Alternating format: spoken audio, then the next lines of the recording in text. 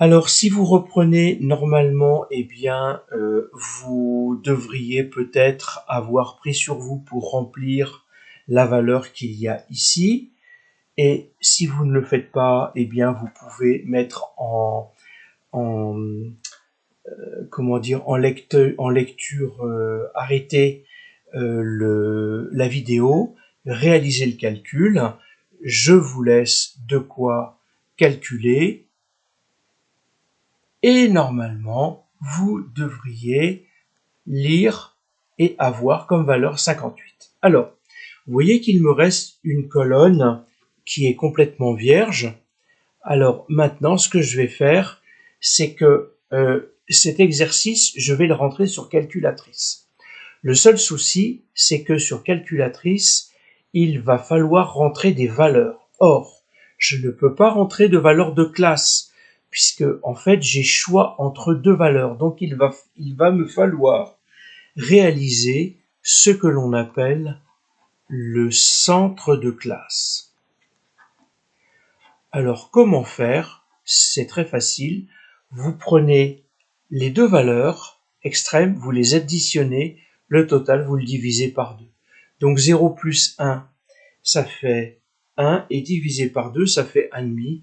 Ça me fait donc 0,5. Et je continue, 1 plus 2, 3. 3 divisé par 2, ça me fait 1,5. Et donc vous voyez que à chaque fois, je vais avoir la valeur médiane entre 0 et 1, même si 1 n'appartient pas. Donc si je continue, 2 plus 3, 5 divisé par 2, ça va me faire 2,5. Et vous voyez qu'à chaque fois, j'augmente d'une valeur de 1. Donc ici, je vais avoir 3,5, 4,5, 5,5.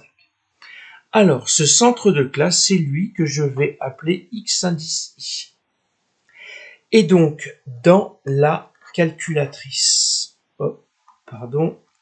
dans la calculatrice, surtout, on vous parle plutôt de L1 et de L2, c'est-à-dire la liste 1 et la liste 2. Surtout, c'est XI que vous rentrez en premier, c'est NI que vous rentrez en second.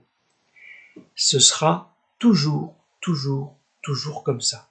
Donc, on va prendre la calculatrice et puis on va remplir donc la L1 avec XI et la L2 avec NI. Alors, je ferai deux fois les mêmes vidéos, l'une avec la marque Texas Instruments et l'autre Casio.